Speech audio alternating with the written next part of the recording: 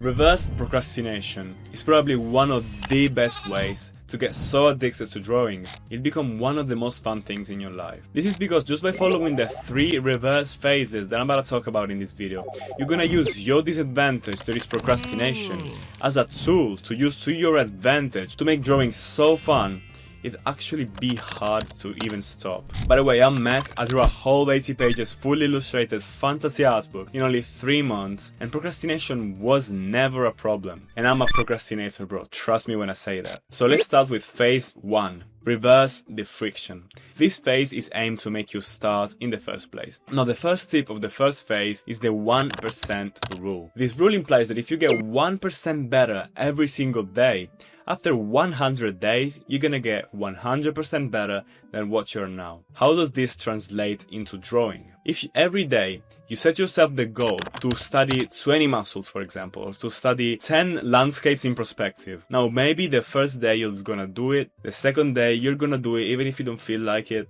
and the third day you're gonna be too lazy. As we know that we are procrastinators, right? Why setting yourself these big goals that are not gonna make you motivated to start and that are not gonna make you get better over the long run, and not setting smaller goals that are more sustainable each day so that you end up being 100% better after 100 days, knowing that you will start every single day because the amount of work is just 1%, so it's not overwhelming. So what you have to do now is think about one field that you want to get better at in art, for example anatomy, and think about your 1%. What is your 1% in anatomy that you can better at today? For example, let's say that you want to get better at drawing arms. Now, you can't say today I'm going to get 1% better at drawing arms, but you have to be specific. Today I'm going to learn how to draw biceps. You get like 10 minutes, 15 minutes. I know you want to do more, but don't do more because you want to do more today, but you will not want to do more tomorrow. 10 minutes, 10-15 minutes today, you're going to study biceps. Now you draw a couple of biceps, you draw how they interconnect with other muscles, and then if you want to continue, you continue. But you did your work for today. Now tomorrow you study triceps,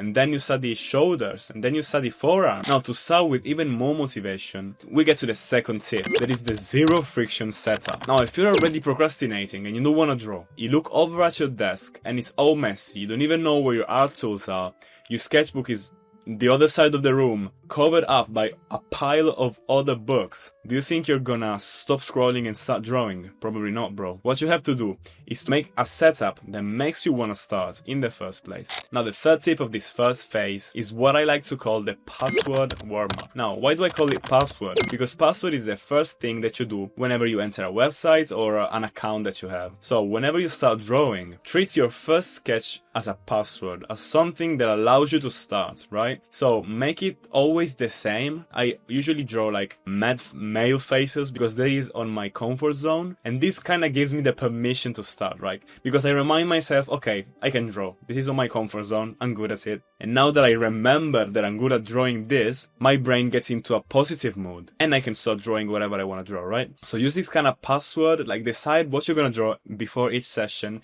make it really quick, like 5 minutes, 10 minutes, and then you start with the actual drawing. Now we get to the second phase, that is the actual reversed procrastination phase. Now, the first technique is the cliffhanger technique. If you stop drawing right before you get tired, next time you're gonna start with the idea of you having fun, instead of stopping when you can't draw anymore because you drew for too long, and then stopping for 4 days because you're fatigued and exhausted, and the last thought that you have of drawing is you tired as fuck, not even being able to draw like a simple drawing. Especially when you're not able to draw a thing in your composition and you stop out of frustration, you're never gonna pick the drawing up again because you know that you have to solve that problem. So stop the drawing with all the problems solved. The next time, you know that you're gonna have fun and you don't have to solve a problem. By the way, bro, if you're liking the exercises and tips that I'm giving you so far, I can help you even more in my full program From Stuck to Creative Machine. Is the first link in the description. It's basically me going through a whole presentation full of exercises and actionable steps that I do alongside you that are gonna help you get out of this stuck in procrastination state that you're in right now and finally be able to work on a project that you've been thinking about lately. It's on pre-sale right now because I'm recording it, I'm working working on it, so you can get it for more than 50% off, and once I release it, the price is gonna go up. So you should check it out right now. It's the first link in the description. Now back to the video. Now another way to keep on drawing once you started is the second tip, the procrastination of the good idea. Now what I mean by this is, whenever you get a good idea, for example, you really want to draw that dragon, like you say, I want to draw, I don't know, a forest dragon, right? Many people just start drawing right away. I want to draw the dragon, I draw the dragon, and maybe I don't like how it's coming out, or I exhaust the hype that I had, and I stop. But if you build up the hype that you were having, like you exploit the hype that you was having by studying dragons a little bit, knowing the composition, gaining up reference, watching how dragons move in fantasy movies, and getting ready for the actual drawing, you're gonna build up the motivation. You're gonna create a bubble of hype that you're gonna pop after you start drawing, and it's gonna explode into a fantastic drawing that you're gonna create yourself over the hype that you've built during the study session. Now, this last step of the second phase is really important because it's the actual reverse procrastination one.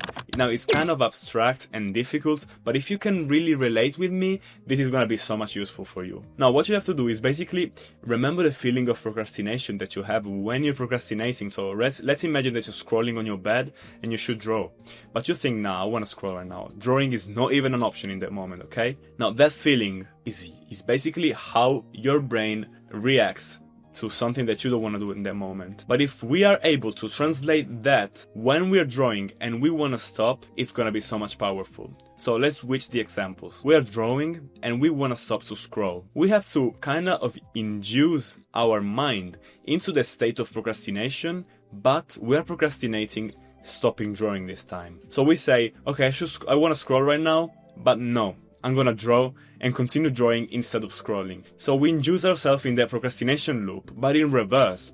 While we're drawing, we continue drawing, we procrastinate the end of the session, okay? It's not easy, it's easier said than done. If you really can do this right, it's gonna be so much powerful. Let me know in the comments if you are able to do this. Now the third phase is gonna make sure that drawing is the most fun thing in your life. Now the first little mind trick that you can do is the dopamine stacking. This is an easy trick that I've read on Atomic Habits, and it basically makes your brain associate an action that you have to do with an action that you want to do. So if you have to draw but you don't really feel like it, allow yourself to have some low effort activity while you draw. For example, put some music that really inspires you, put a podcast in the background, or have a cup of tea, coffee, or snacks that you really like, not unhealthy ones though. I'll be sure that your brain is gonna associate the feeling of drawing with that. For example, I always have some tea while I draw because I really love the taste of it. So when my brain thinks about the drawing session, it remembers, damn, I'm gonna have tea with that. So I'm looking forward to have that tea, but I have it while I draw. So I combine the two things, so my brain associates the pleasure of the tea with the action of drawing. Now this next step is one of the most important as well as one of the most difficult ones, and it's basically the replacing dopamine technique. Your brain knows that scrolling, playing video game, watching TV, watching reels, all of the useless stuff that you do is fun. It's so much fun, bro. It's so much easier than drawing. But if we slightly and slowly decrease the time that we spend on that, and slowly increase the time that we spend on drawing, our brain is gonna remember again how fun drawing is and slowly forget the stupid and unuseful fun that you get from scrolling. Because let's say it, drawing is so much more fun than scrolling. It's just that we forgot. If you could see yourself in third person, would you choose to make yourself scroll for 2 hours or draw for 2 hours? Now, if the answer is draw for 2 hours, this step is really for you. I made a video about it, I'll put it here somewhere. Go watch it after this one. Now the last little step is to remember to sometimes lower the standards. Now what I mean by this is that we always expect ourselves to be really good, so we don't even have so much fun with drawing. If a drawing that we make is not 100% as good as the other ones, we stop having fun. But drawing is all about having fun. If your drawing is not 100%, bro, it's not a problem. Lower your standards a little bit sometimes and still have fun, like when you were a little kid and you just draw with your little colors without even caring about how the drawing came out. Now you know how to start, how to continue, and drawing is finally fun again for you. If this was helpful, you're gonna get so much more value in my program. It's the first link in the description. But if you don't want to check it out, that's fine. You can just watch this video right here. Remember to follow me if you're serious about your art, and see you in the next one.